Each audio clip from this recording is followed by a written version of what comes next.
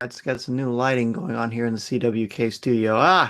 Here we are. Hello, everybody. Welcome to Star Wars, a Literary Language here at the Forcefest, the amazing virtual Star Wars convention that is going so well so far. I've been so impressed with the panels, with the generous contributions, with the amazing feedback from people watching these. It's been really rewarding. I know and believe in my heart that Star Wars at its core has a wonderful, beautiful fan community.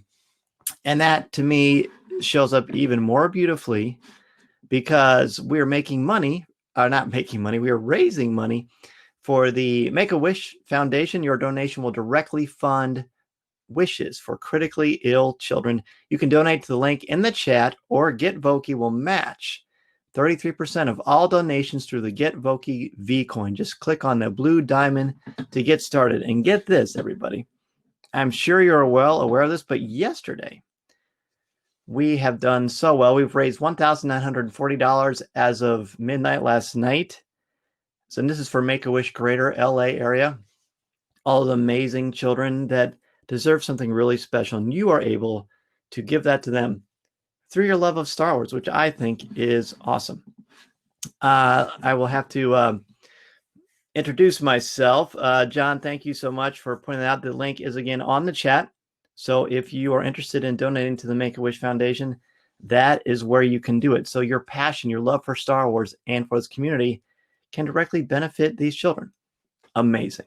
So I am Dan Z. I am the host of Coffee with Kenobi. I'm also a writer for StarWars.com and IGN, and I also am the co-writer of the Star Wars book coming out by DK on October 20th. I wrote that book alongside Pablo Hidalgo and Cole Horton. It's going to be so exciting to share that with each and every one of you.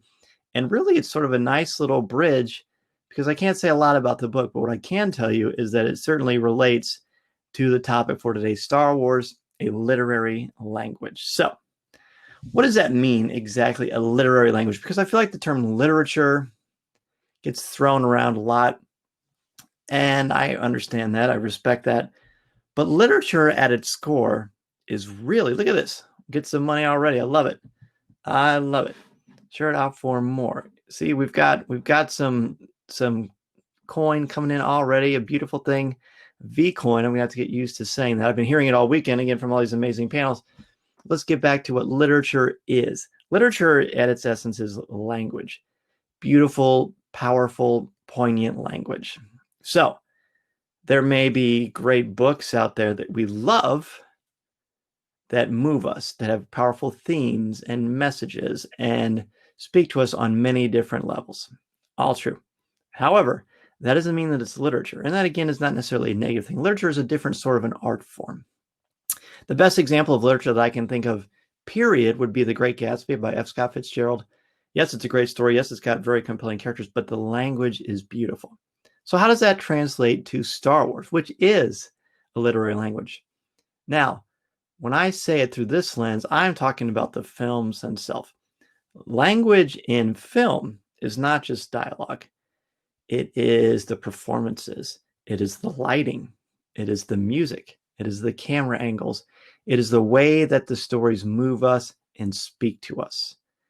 That is what literature is from the lens of cinema. And obviously, Star Wars has 11 films. Each of them speak to us in very different ways. It's good to see everybody popping up here. I love it. Daniel, good to see you, buddy. Dora is here. Jacob, Catherine, Amber, Din, Frank, my buddy Jared, and John, of course, is here overseeing things and helping things to run smoothly. So literature, basically, that's what that is. So how does that relate to Star Wars? As some of you know, I use Star Wars in my classroom. I am a high school English teacher. I teach British literature, I teach composition, and I teach mythology. Now, mythology is where Star Wars shows up the most. Of course, we certainly talk about it and other things, but really mythology is the best place because Star Wars is a modern mythology. Modern mythology is key because mythology, by definition, is much more complex than people realize. It covers a millennia. Obviously, that is impossible for Star Wars or any modern story to do. But what does mythology do? Why is it a modern mythology? Adora says she wishes she had Star Wars in her class. She went to school. All my classes were boring. I would have been a fan a lot longer. Well, Dora, that's cool. And I'm guessing and I'm hoping that while there were classes that were boring, there were still little seeds that were planted there that showed you maybe where Star Wars gets some of the ideas that inspired George Lucas to create this amazing mythology, this modern mythology. And one of the things, of course, is heroes. Yes, we know about the hero's journey, and Joseph Campbell and Din did a beautiful job in his panel yesterday talking about that and really going out into the hero with 1,000 faces, that Campbellian work that analyzes what a hero goes through and what the journey is. And the hero's journey goes through a lot of things. I'm not going to spend a lot of time on it here, but basically it involves a hero who has to learn to get out of his own way. He or she must learn to traverse the challenges both outside and inwardly, and often the inward challenges are much more tricky than that. Jared learned that binomial math is witchcraft, and Jared, you might be right about that. Apologies if my dog is barking from a galaxy not so far away. That's probably going to happen a few times during this little broadcast here. But you've got characters that learn and fight outside conflicts, internal conflicts, which to me are the most compelling, and then they meet friends along the way. They lose someone special to them. They lose an ideal and gain something new, a new way, a new appreciation for seeing the world. And when they return, they're completely different from where they were before. I think this relates to Luke most classically. It certainly relates to Rey. Anakin, I think, is a little more tricky to put him in that spotlight because he does not follow the conventional hero's journey. He follows his own journey and his own compelling journey. And there are certainly aspects of it that meet that. But it would take a lot more convincing and reflection for me to say that Anakin follows that hero's journey. He doesn't have to, by the way. Again, just like with literature, you can follow your own path as a hero, and you can have an unconventional hero's journey. Han Solo is certainly a great example of that because he is certainly an anti-hero or a rogue, and then eventually life happens and he stops saying no and he starts saying yes. And once he starts saying yes, things open up for him. Certainly, he benefits the galaxy in a lot of different areas. Now, besides heroes, you've got what to me are the most compelling. That would be the themes. The themes in Star Wars. Themes are a very powerful element of literature and looking at stories and what moves us in stories. Themes are the lessons or the morals or what the author is trying to tell you about the subject of the story. That would be what a theme is in essence. So yes, they're lessons. Sometimes they're deliberate. Sometimes George Lucas or Rian Johnson or J.J. Abrams or whomever is trying to convey something to you about the subject, about the character, about what it means to be human, about what it means to make mistakes. A powerful theme in The Last Jedi, and really in The Empire Strikes Back as well, is that failure is a great way to learn. Now, a lot of people are scared of that, and I wrote about this over the summer for StarWars.com. But when you have failure, and the reason failure is such a hard thing for people is people don't like to fail. They don't want to mess up. It's scary. It makes them feel like they're less than instead of using it as a building block. And I won't use a ton of sports metaphors here, but what I will say is look at baseball. If you go up to bat 10 times and you only hit 3, that's 30% or 300. That gets you in the Hall of Fame. So failing 7 out of 10 times gets you in the Hall of Fame. I think that's a nice metaphor because we are not perfect. Luke Skywalker is not perfect. He makes a lot of mistakes. Rey makes her share of mistakes, although I think Luke makes quite a few more personally. And those things build the character. They build the structure of the character. They build the structure of the story. They help us to see what we need from our heroes, and what is quite often what we learn from them is, how do I succeed? How do I find my place? How do I take adversity or challenges and make myself better and make myself stronger and help benefit the world, my town, my city, my state, my planet, the galaxy. How do I do that? What is it about that compels us, that brings us back? Because these stories, Joseph Campbell very much believed that we follow a Jungian archetype, which means that there's something collective about these stories that speaks to us, that resonates with us, that does something to us that a lot of things don't. There are, as I said at the top of this, there's a lot of great shows out there. There's a lot of great books. There's a lot of great series on Netflix and Disney Plus and Amazon Prime and Hulu and on and on and on. But there are certain ones that resonate and last for a really, really long time. And I think Star Wars is a great example of that, especially when you consider that we live in a culture where things are very immediate, very instant, but they disappear. They dissipate. Over time, they don't have the same gravitas or weight because something comes in and replaces it. Star Wars is still leading the way in that direction. And Dan points out the greatest teacher of failure is that scene was literature to me. And I agree. It very much is. I've used it frequently since 2017 to help people understand. So often I have students that will say, I would like to write, or I don't like to write, but I want to get a bad grade. I don't want to do poorly. I don't want to mess up, or I don't want people to think I'm not doing well, or that I'm not smart. Well, none of those things are true. No one thinks that. Certainly I don't think that. What helps is recognizing that it's okay not to be perfect right away. I mean, I can promise you, the first time I ever taught anything, which by the way was a comparison of Anakin Skywalker to Hamlet, was the first thing I ever taught. And it was exciting and I loved it. But I'm sure if I watched a video of that today, I would pretty much only notice the things that I should have done better or I could have done differently. But that is not a bad thing. That's a good thing. That's something that Luke has to realize. And sometimes that hubris gets in the way too, doesn't it? I mean, we certainly see that in The Empire Strikes Back, where he is thinking, I got to help my friends. Yoda, thank you. Thank you for the root leaf stew. Thanks for everything else. Thanks for letting that snake bite me, but I've got to go. I've got to go confront Darth Vader. I've got to save my friends. In and of itself, not a bad thing. It's a great thing. He cares about people. But he's also very much battling the internal power of his ego and the strength of who he is inside.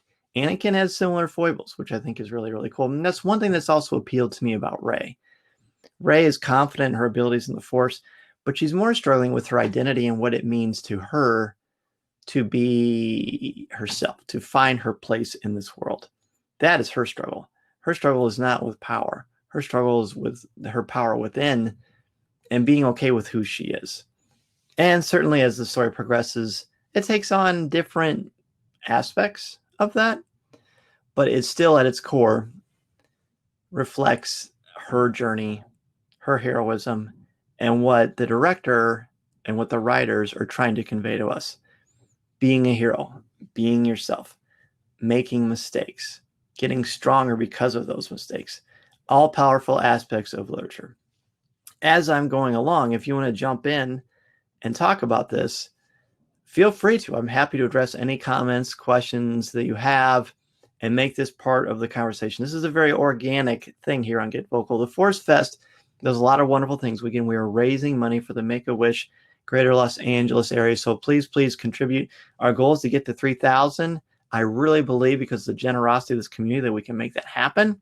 It only happens through you, through your compassion, and through your generosity, which you show all the time to me. And John just points up here, and I'll happily read it again. We are raising money for the Make-A-Wish Greater LA. Your donation will directly fund wishes for critically ill children. You can donate here with no matching donation, or Get Vocal will match 33% of all donations made through Get Vocal Vcoin. Just click on the blue diamond to get started. And it's right there at the bottom, right next to where you make an comment for me or for any panel host. Click that there, boom, we got to make that happen. And again, we will make that goal to help out those amazing children and their families. So we've got more folks who've come in to join us. Hello, everyone. It's so great to see you. What is it that drew you to this panel about Star Wars literary language. Was it the hero's journey? Was it to learn more about mythology? Was it to talk about the themes? Themes are, again, a very important part. And I've written a lot about different themes in Star Wars.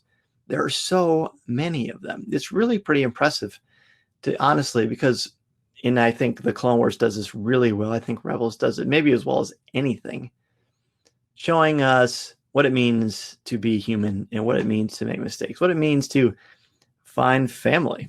I mean, obviously, family is a huge part of Star Wars, not only a biological family, but a family that you meet through other ways, just through life, through friendship, through challenges, through adversity. And I think those are just as important, if not no more, especially in the world that we live in now. I love it. I see things like that all the time as an educator.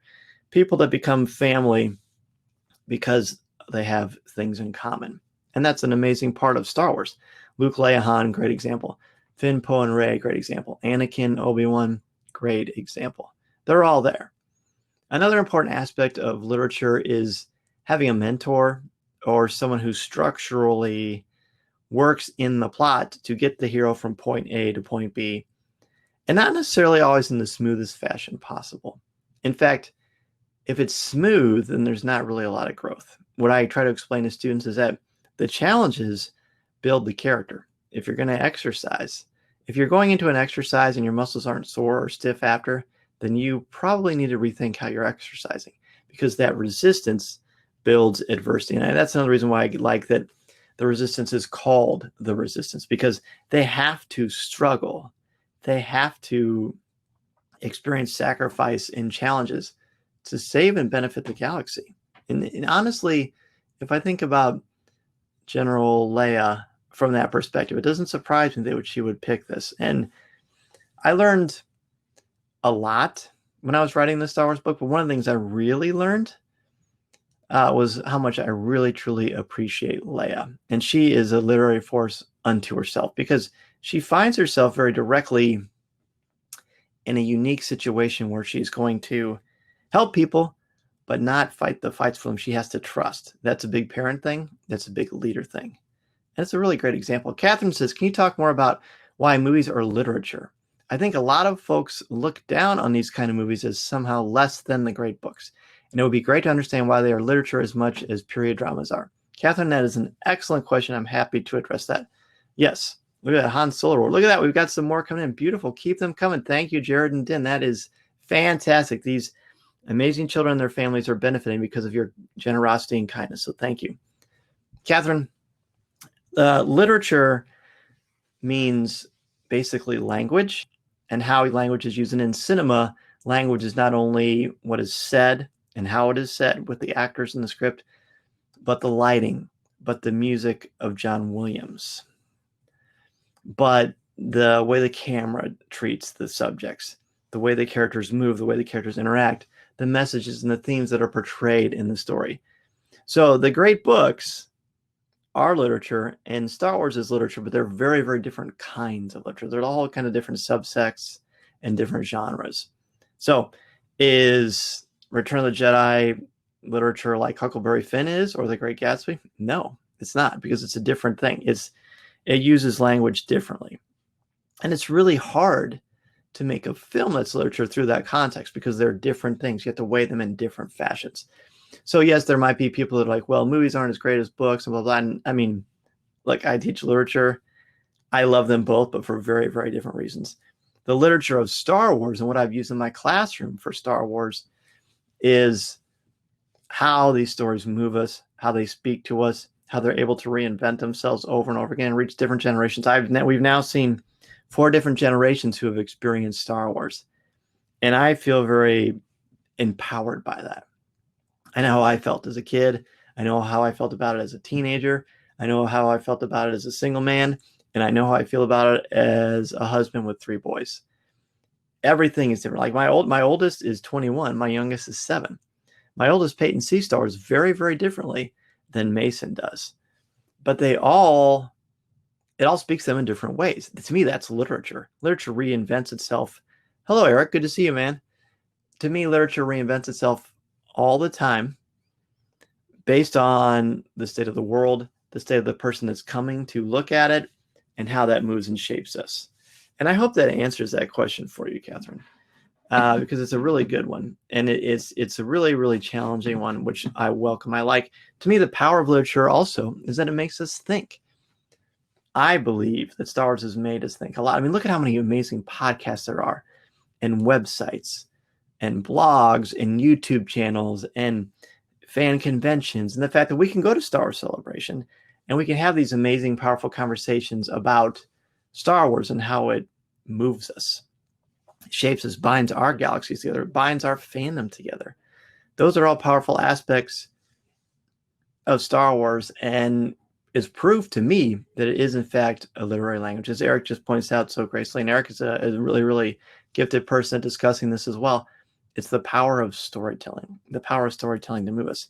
Yes, it has to entertain us. But by the way, keep in mind that when the great stories from thousands of years ago were told and created, you have to remember that the reason they were extra entertaining, the reason that we still have them today and that they still move us and inspire us, like Beowulf, like the Iliad, like the Odyssey, is because it wasn't able to be written down because that wasn't a possibility, right?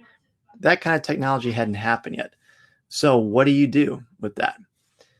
You have to have people that tell a story and tell it so compellingly that you're educating and that you're entertaining.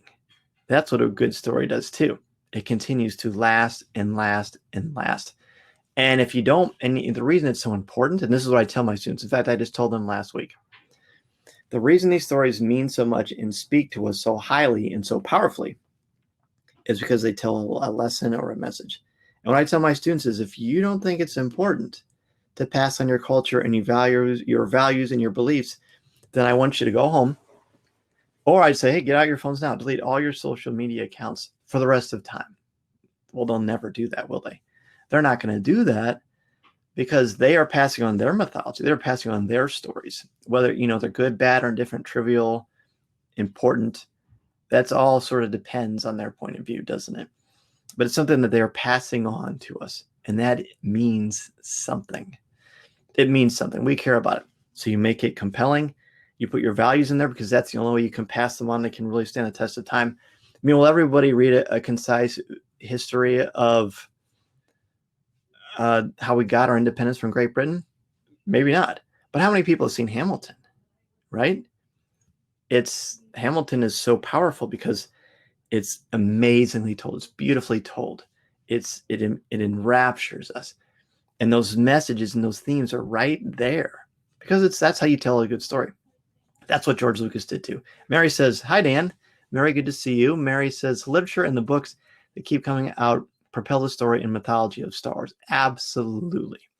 And that's what's great. Now we know that it's 25,000 years of storytelling, which is what Kathleen Kennedy talked about last week via the Hollywood Reporter and other newsworthy websites.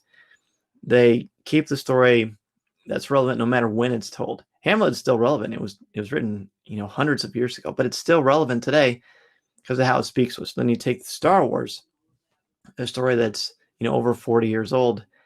And what does it do? It's 43 years old now. It continues to inspire and enrapture us, and it's compelling and relevant because it keeps adding more and more. One thing that I really like that Star Wars does that to me is going to ensure that it stands the test of time, like all great literature does, is that, yes, it's timeless, like Obi Mike says, thank you, brother, but it also doesn't use gimmicks or tricks.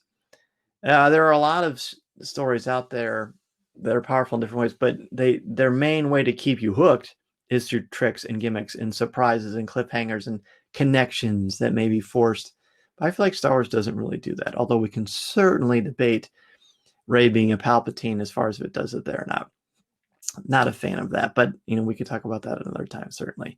Karen, thank you so much for your contribution. That is so great. Again, our goal is 3,000. I really feel like it's going to happen because of your kindness and your generosity and your love of Star Wars. How cool is that? You're able to give back to the Make-A-Wish Foundation because of that, and so I can't thank you enough.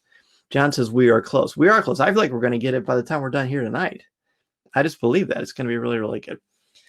So that's another way that literature is able to compel and drive us and make things happen. So what is it that you want to talk about when it comes to literature?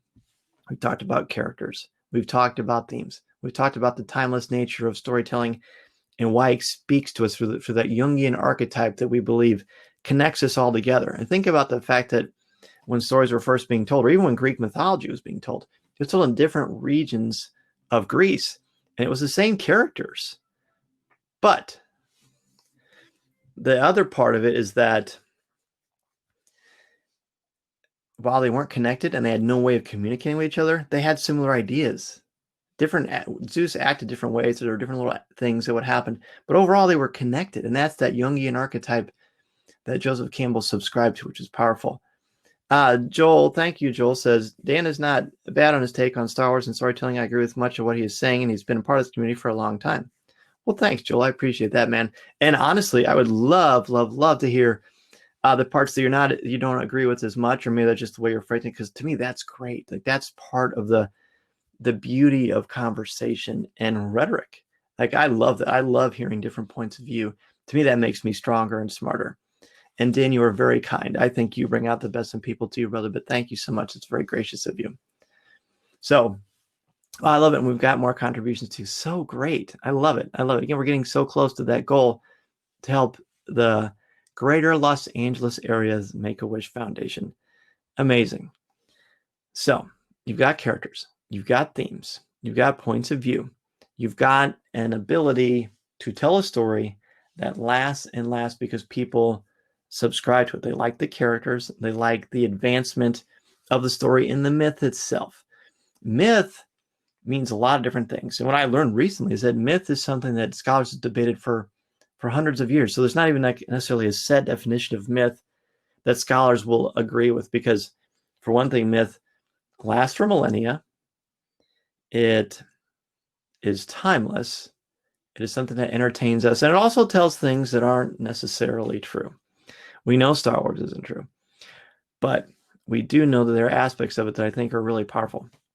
One thing that I really like, and I think this happens in The Force Awakens, is that there's that beautiful moment on Starkiller Base at the end where things look really bad and really tense, and Kylo Ren is ready to call Anakin/Luke's lightsaber to his hand and take over, right? He feel like this is what he's been looking for the whole time. Luke's lightsaber, finding the location of Luke Skywalker, his mentor, who he's angry with and frustrated. And, we could certainly dissect Kylo Ren, Ben Solo for a long time, and we will. So in this beautiful moment, he holds up his hand, but the lightsaber whisks past him with incredible force and lands in Rey's hands. To me, that's the King Arthur moment, right? Whoever is worthy can pull Excalibur. Actually, it's not Excalibur. Excalibur's from later, but you can pull the sword from the stone. Rey, in essence, pulls it out of the stone. And I think that's great. And I'm not going to take credit for that. One of my students gave me that idea years ago. So she is the person who saw that way. But think about that. Rey pulls the sword, the lightsaber hilt, out of the sky. She's the one who's worthy to continue the legacy of the Skywalker saga, which, by the way, is why I love it that she takes on the adopted name of Skywalker. That, to me, that's the only way that should end. Because the Skywalker is blood, but it's also a legacy. And she's carrying on that legacy. It's very powerful. We've got some great conversations over here, so let's check it out. So Obi Mike says, how do you think the Legends novels and canon novels affect the story of Star Wars? Mike, great question. I think, much like King Arthur, it is this wonderful pool of ideas and a creative vision by lots of talented people that Filoni and all the other creators at Lucasfilm can put their hand into and pull out and take ideas and mold and modify them. That's what stories do. You take like legends and myths and other aspects of story and you pull them in to your own story. That, to me, that's great. It's like this melting pot of all this information that they can use to bolster the canon itself. Oh, look at all these. Oh, I love it. Keep on bringing them. Eric says, what's great about myth is that it comes from all sorts of points of view. Exactly. Different interpretations, different beliefs. That's why I love that we have Coffee with Kenobi or Skywalking Through Neverland or Full of Sith or insert Star Wars podcast here, that they take different points of view to express how the stories move them. That's a powerful aspect of literature as well. Karen says the conflicts are so epic. I love how the modern Star Wars stories really focus in on the impact of this huge conflict on ordinary people in the galaxy. And I think that is the key part, Karen. So thank you for pointing that out. The ordinary part's the big part. If everybody's Superman, if everybody's Perseus, if everybody's Hercules, if everyone's Luke Skywalker, it's great. It's inspiring. But the important thing about Luke is that he started out from a very, very ordinary place on a desert planet as a moisture farmer. That is important because if he starts out being larger than life, then while we can admire that, it's more difficult to sort of take grasp of that because we're just ordinary people. Being ordinary and doing extraordinary things is what we are and what we can be. But if you just start out as Superman or Hercules, it's harder to relate to. So that's a key part. Like Thor, exactly. Karen says the moments have me shake and cry in the theater. I meant so much. Exactly. They move us. Pathos, the emotional appeal, what resonates inside of us. I guess that's what was set up at the end of Rise. We'll find the sabers in the sand, possibly. And I think they'll do that. And to me, that's a really easy trope to go to. But they probably will, and that could be done well. It could also be a gimmick. I have faith that Lucasfilm will find a way to make that powerful. But to be honest, I hope they keep that in the sand for a long time and let other stories flourish and grow. Because I think those sabers deserve a rest too. When they do return to it, if it's done well, it could be magic. The High Republic is sort of like King Arthur. It is. And even down to the designs of the lightsabers themselves and their hilts. There are a few of the Jedi from the High Republic series that have that. That's very exciting to me as a literature teacher. Obi Mike says, in the novel of Rise of Skywalker, it explicitly states that Luke and Leia gave Rey the name of Skywalker. It's a good point. It's a good point. They understand, too, that being a Skywalker is a legacy, but it's not just about blood. It's about who you are, who you fight for, how you carry yourself, and what you stand for. It's about standing up to adversity and challenges, and that's an important aspect of this. So I think I have basically hit the key points that I want to hit.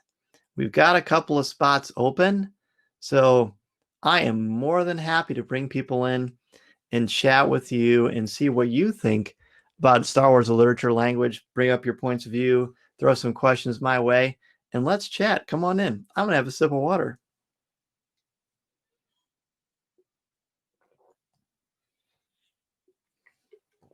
Come on, Din, Jared, Eric, Mike, let's do this.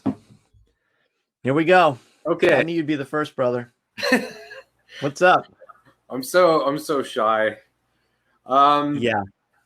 Me too. I don't like being in the public at all. That's why I chose rock music. So yeah, exactly. You instigated a good question Good. With me there a few moments ago. You said myth lasts a millennia. So then immediately I thought, and I don't have the answer, is what will Star Wars need to do, or has it already done enough to last a millennia? Well, that's a good question. I'm glad you asked that. In fact, my students talked about the same thing on Friday. So the challenge with this is to weigh myth the way we do with Greek mythology. It won't work very well because there's a lot of feedback when I'm talking. Can you hear me, speaker? No feedback. No. Sometimes it happens for you, but not the audience, I've noticed. Oh, it is. There is a little bit of feedback. Okay. Well, you know what? I've got not for me, not for us. Sometimes it happens on the panelist end for some reason. Okay. How about now? I turned down my volume now. Is that better? Oh, this says Dennis from your side. Well, I don't hear any, but. Okay. All right. Well, we're going to do our best. All right. So when you're looking at Star Wars from the idea that myth lasts for millennia, it's unfair to weigh it like that now because that's impossible, right? I mean, after a millennia, none of us are going to be here, but the stories and the legacy will live on. And to me, Star Wars, the reason it is proving itself to be mythological in its nature is because we're still talking about it 43 years later. I mean, it's fair to say that, look, I love Harry Potter. I teach Harry Potter. I think Harry Potter is literature. But isn't that the same kind of staying power that Star Wars does? And that's not a pejorative. That's just the reality of how stories work. Some stuff is able to reinvent itself or still stay in the popular cultural zeitgeist. And Star Wars does that. I mean, Marvel does that too. DC is sort of at an interesting sort of a crossroads because depending on how they continue their stories and their characters will depend on how they stay in the public consciousness. Myth stays in there all the time. Lord of the Rings, I think, does because it's got such a specific following that's so strong, but it hasn't had a lot of new stories for a while. Of course, it's going to change. But to me, that's where you get the difference. I guess you can only weigh it because whenever I say what's mythology, students always say it's Zeus, it's Hercules, it's Greek mythology. That is an aspect, but that's not Greek mythology is not synonymous with myth. But I think a lot of people take that.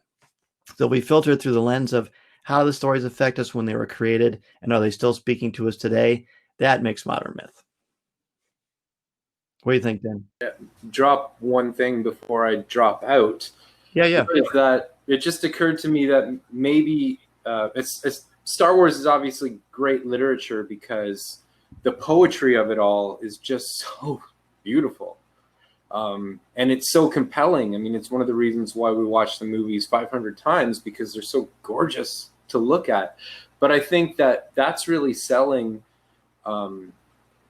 something very powerful that I'm not sure is in other franchises so much, which is that it almost does what George set out to do, which was to sort of fill a vacuum of inspiring a belief in something greater that George felt was a void in pop culture. So maybe one way that Star Wars will last a millennia is that it keeps giving people faith in something greater.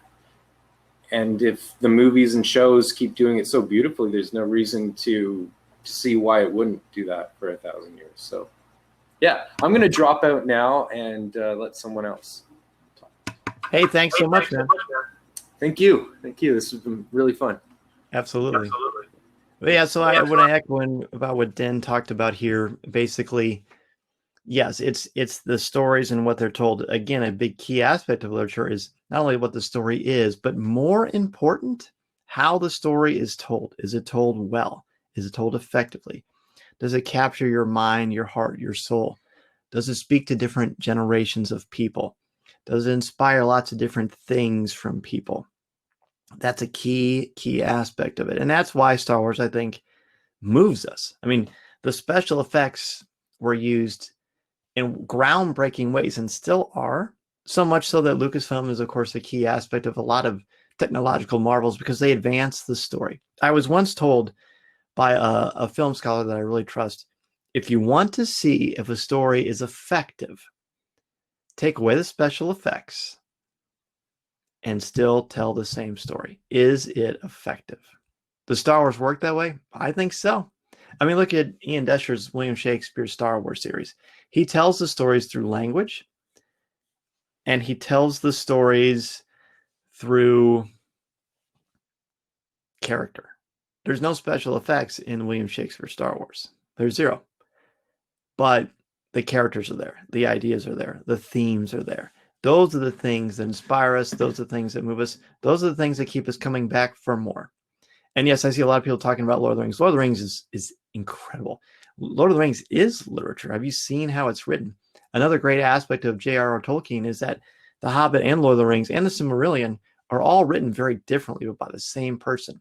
But the way the story is told and the way these characters inspire us speaks to the literary nature of that. And, Tolkien is, I love George Lucas, but Tolkien was a professor of linguistics, of language. He's another level because of his background and his education. Lucas is wonderful, and he's a genius in terms of character and world building and being a visionary. But they're different aspects. They're both powerful in different ways. Just like I was telling my son today, like you can still be really, really good at something, but you don't have to be the same as someone else. You can still be good on your own merit. I think that's powerful. Jennifer says, that's because Lord of the Rings uses many of the same motifs. For example, there comes a point when the mentor needs to step away for the hero to complete on their journey. Exactly. The death of the mentor can sometimes be the separation of the mentor as well. And when they diverge like that, a great example is in The Hobbit. Gandalf is there, and then he's gone for chapters, for lots and lots of chapters. Why does he leave, though? We always talk about why is he leaving all the time? He leaves all the time because the characters have to learn to figure it out on their own. If Gandalf's there all the time, there is no adversity, there's no challenge. Bilbo does not become Bilbo. See, my dog is agreeing with everything we're talking about. So cool. Zoe, maybe you can make a contribution to Make-A-Wish. That would be nice. We'll see if that happens. Zoe, just click on the blue diamond. Okay. Thank you.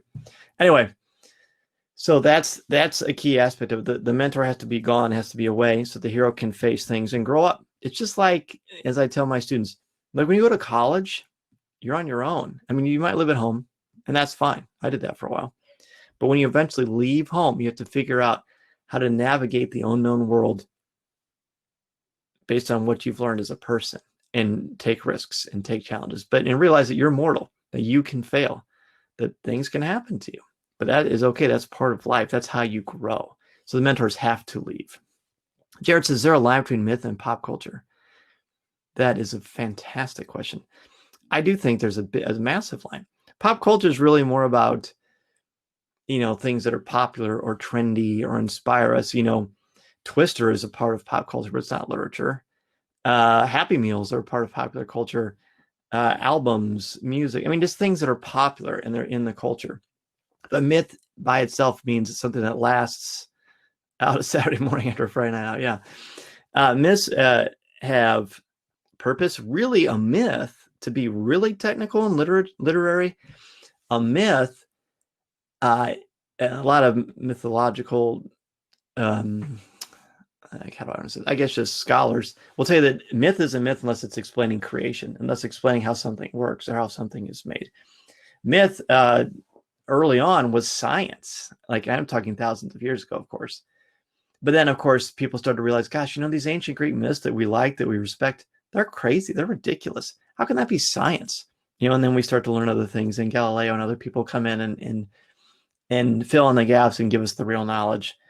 Because myths tell a story, but they explain things. They explain how it works, how we work, how we as a culture reinvent ourselves, reevaluate how we treat people. How you look at the story of Oedipus, a very, very popular story, but in it, besides the obviously tricky, yucky, disgusting nature of what happens with Oedipus, before that, we see how elders are valued, how wisdom is valued, how disabilities are valued during this time period.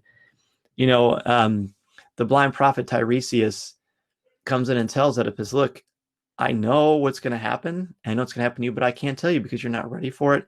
And it's just going to make you mad, and it's dangerous. But Oedipus insults him and berates him and attacks him and is nasty to him.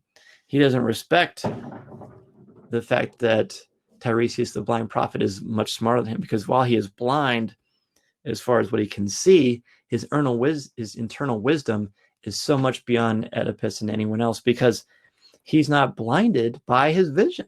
He trusts other things. He uses other senses that makes him stronger and smarter. That's a great mythological thing. And I feel like that's a great lesson that we learn from Yoda too. Yoda is diminutive, and he can be silly. And he certainly doesn't seem like someone who could be this great Jedi warrior. But as we know, at the end of Attack of the Clones, Revenge of the Sith, and then, of course, in the Clone Wars itself, Yoda is the last person you want to face if you're having a lightsaber duel, because he'll destroy you.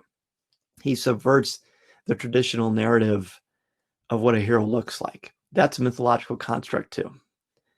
Eric says, wasn't Mentor the person who looked after Achilles after his father died, or am way off?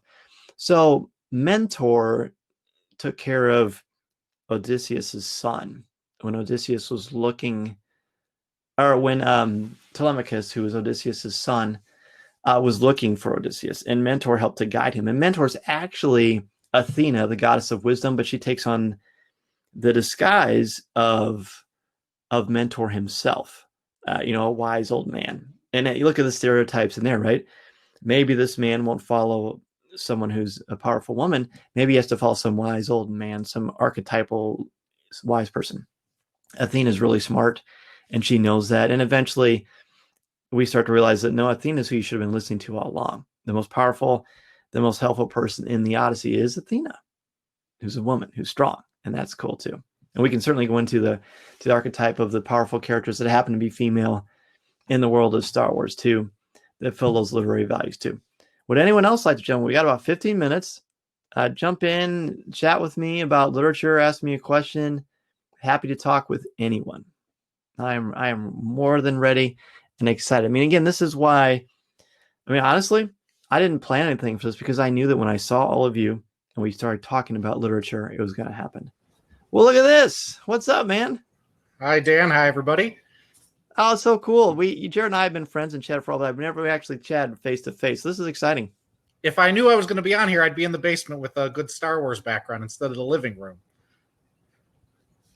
My question was, to what extent does some type of magic have to be in myth? And maybe that's because I'm coming from the Greek sort of perspective, or Norse, that you have a magic component. And so then comparing that to Star Wars, and I've debated this with other people, does Star Wars always have to have the Force in it to work? And then obviously Solo might be the example of, well, we had Darth Maul at the very end, spoiler, but does Star Wars as myth have to have the Force running through it to work? I love it, Jared. Well, thank you for jumping in on that. So to me, actually, I was playing Dungeons and Dragons a couple months ago, and someone texted me and sort of asked me the exact same question, which is pretty cool. So that maybe it was you, Jared, in disguise. I don't know. But the difference between Star Wars and Star Trek, for example, is science fiction versus science fantasy. Star Wars incorporates the Force. That would be their version of magic. The Force is certainly complicated. It's spiritual, it's physical, it's created by life. But that is sort of the essence of what Lucas was going for when he introduced magic into this, because he knew that had to be a part of the myth. Does magic have to be in myth? That's a great question, and I'm going to research that because I've never heard it put that way before. When you think about it, there are magical elements, but the magical elements are there to explain different parts of the story that can't be explained by real science. So you throw a fantasy element into that, like magic, like the Force, and you move the story in a different way. That's what separates it from just a piece of fiction. It's mythological because it takes on sort of a larger than life overview, and takes in different aspects of something that we hadn't considered that aren't possible by real means. But if you can make that magic work for the story to talk about something real, I mean, one of the things I like about the Force is that it teaches us, and I'm a Christian. So to me, it's like believing in something that you can't see, that you don't know anything about, but trusting there is a plan, there's a vision for you, but you still get to make those choices. To me, that's one of the effective aspects of what the Force does for story itself. Does that help? That was great. Something I've always sort of wondered is, does Star Wars always have to have a Force component to it? I mean, obviously, we thought The Mandalorian was going to be a series about bounty hunters and scoundrels, and Episode 1 turned the expectations on it's actually going to be about. So Solo is a great example of that.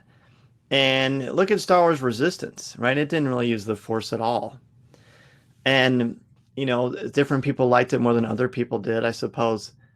But to me, Star Wars speaks to me more when there's some sort of Force element to it. I like that aspect of Star Wars much more. I'm much more compelled by that. But does it have to have it? I guess history is going to reveal that, isn't it? Because the more stories I think that are successful, if they don't have the Force in them, they're still successful. Okay, I think you could argue that while the child certainly is a part of the Force, the compelling thing about that story isn't the Force, it's the connection this man has to this child, and in this child softening him and still keeping him true to who he is and sort of reinventing himself and taking on this father role. So I actually hope that The Mandalorian continues to go that route without relying too heavily on the Force, because then you're going to have your answer. Bounce out and let somebody else jump in. All right, great to see you, buddy. Really great to see you. Anyone else? We've got about 10 minutes. 10 minutes to continue to raise money for the Make-A-Wish Foundation for the greater Los Angeles area. Love to have you on to chat right now. Great question from Jared. Great question from Din. Jennifer wants to know, there are people who believe that there's another myth, the heroine's journey. Do you have thoughts on that and how it might be applied to Star Wars? Jennifer, I do very much believe in that. There are 4 different sort of literary scholars who have looked at the hero's journey and sort of reinvented it through a different lens. And I'm not as well versed in that as I am the other ones, but I want to be, and I will certainly research it and put it into a future coffee with Kenobi, which you can find every single Thursday, wherever you listen to podcasts, iTunes, Google Podcasts, Spotify, Spreaker, Stitcher, all those places, our website, coffeewithkenobi.com. But for sure, Jennifer, those are very legitimate, very, very powerful. Mike wants to know, couldn't magic just be something that can now yet be explained by science? Certainly. And if you read the, oh my gosh, I can't think of it, the Dresden Files, he talks about magic as science that people just don't really know about yet either. So that's a great thing. I love that. That's really, really cool. Look at all the people showing up. I love it. So good to see everybody.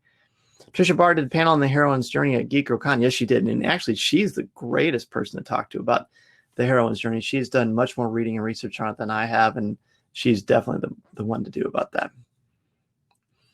Joel, hopefully I appreciate having you on here, brother, and hopefully you can grab this. It'll be on Coffee with Kenobi's feed and on video on YouTube, our YouTube channel as well. But a pleasure having you on.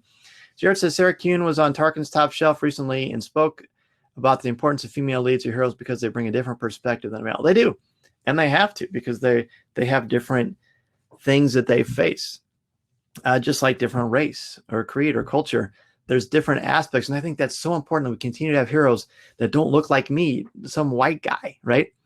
We need female heroes. We need Black. We need Asian. We need all different kinds of heroes to show us the different aspects of what it means to be human, because that's the only way we're going to get to understand each other and make peace, because these differences are great, beautiful things. Beautiful things. Mike again wants to know about the heroine's journey, different from a hero's journey. They have different things that they go through, that he or she will go through, different stages, different ways of sort of impacting their respective worlds that, again, I need to do more research on, and I definitely want to. So I would certainly look to Trisha Barr for that. She is certainly an expert in that area, but I think it's a fascinating study. Doesn't the journey transcend all criteria? That's sort of a chicken versus the egg sort of a thing to me. To me, it is.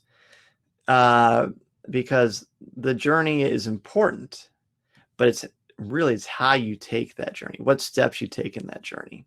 I mean, if the mentor dies instantly, or you lose your mentor instantly before you even take your first step, well, you're probably not going to take that step. It's very possible. So I think the criteria are pretty important. Personally, I was still able to identify Luke, even though I am not white. And that's great. That means it's a fully fleshed out hero that has key aspects that we respond to. I love that, Mike. And I'm glad. I think that's super important. I identify with T'Challa. I'm not a Black man, but what he does and what Chadwick Boseman did, God rest his soul, that's how you tell a good story. What I've always said about teaching literature that I love about teaching literature is that it's the only subject, and I'm very biased, so please forgive me, but literature is the only subject where you have to be empathetic. You have to walk in the shoes of the person you're reading about, the person you're writing about, the person that you are viewing. That is a great thing, a great aspect of literature. It promotes empathy. So if you've got a story told well from a different point of view, whether the hero is Black, white, green, blue, orange, purple, whatever, gay, straight, wherever they are, you have to look at things from their perspective. That makes you smarter. That makes you a more well-rounded individual. That makes you able to understand people. And that is what we should be striving for. That's what I try to emphasize to my students. Look, I want you to be empathetic. I want you to stand up when there's sexism. I want you to stand up when there's racism. I want you to be a proponent of making this world a better place. Literature is a lens. It's a tool to help make that happen. It's not the only way, but it's a very, very powerful way. And Mike, I would love to have you in class, my friend. Love it. I'd love to have all of you as my students. As Jennifer says, fiction gives us empathy. It puts us inside the minds of other people, gives us the gift of seeing through their eyes. Exactly. And I know that Bradbury said that. So thank you, Jennifer. I'm going to absolutely use that. Absolutely. Literature was my escape. Mine too. It taught me things. Does anyone else want to grab a spot? We only got about 5 minutes left, but if you want to jump in, now is the time. Now, and John, thank you. There's the 5-minute warning right there. I knew we'd have plenty to talk about. So grab a spot if you want to jump in. I'd love to pick your brain for sure. Look at this. I got this from Igloo, by the way. How great is this? Those classic Kenner figures. Talk about some mythology on here. A few more seconds. You want to grab a spot. Mike, it's been a pleasure having you. It's been a pleasure having all of you. And if you like what you're listening to, every Monday night, 8 o'clock p.m. Central Standard Time, you can find me on Facebook Live, coffeewithkenobi.com/live, or go to Coffee with Kenobi's Facebook page, and you will see us there. Mary, I will see you on Monday. I'm looking forward to it. We are, of course, raising money for the Make-A-Wish Greater LA Foundation. Your donation will directly fund wishes for critically ill children. You can donate here with no matching donation, or go to Get Voki right here on this blue diamond. They will match 33% of your donations made through Get Voki. Click on that blue diamond to get started. There it is. And Mike, the link is right there. So again, Monday night, 8 o'clock p.m. Central Standard Time on Facebook Live. We have top fives every week. I give you the category a week in advance. You've got time to do it. You're a part of the conversation. It's super interactive. Maybe even more interactive than this. I'll let you be the judge of that. But it's there. You have Coffee with Kenobi each and every week. Wherever you find podcasts, we've been very fortunate. We've been going on for 7 years strong. No signs of slowing down. I certainly love doing it. I love bringing Star Wars conversation to each and every one of you. Your contributions to here through Forcefest to raise awareness and to raise money for the Make-A-Wish Foundation is what we're here about. Keeping a positive voice in the community. Keep on having differences of opinion and keep on discussing them in intelligent, kind, respectful ways. We learn more from each other when we listen more than we talk. And I'm so grateful to be able to bring you this topic, this panel, and to share the Star Wars fandom with you. Again, be sure to go to Coffee with Kenobi each and every week. Wherever you find podcasts, you can find us on Twitter, on Instagram, on Facebook, on Pinterest. We have a YouTube channel that's continually growing. Our Instagram is continually growing, but only grows because of your kindness, your generosity. And if you really want to jump in, you can go to our Patreon page, CWK, the CWK Alliance, and help us out there as well. That's going to do it for me. Thank you so much, everybody. Don't forget, you've got a little bit of time to donate to the Make-A-Wish Foundation right there, that blue diamond, or if you go to another panel. A big thank you to Richard and Sarah from Skywalking Through Neverland for making this happen and for giving us that outlet, because of course I wanted to be at Celebration with every one of you. It can't happen because of the world situation, but that doesn't mean we can't stop spreading the celebration and love of Star Wars in our hearts and with our friends. Thank you, Amber. Thank you, everyone, so much. That's going to do it for me. Din, thank you. Jared, good to talk with you as well. Again, see you tomorrow night at Facebook Live and continue to celebrate the Force Fest and this wonderful community. Thank you so much, everybody. See you later.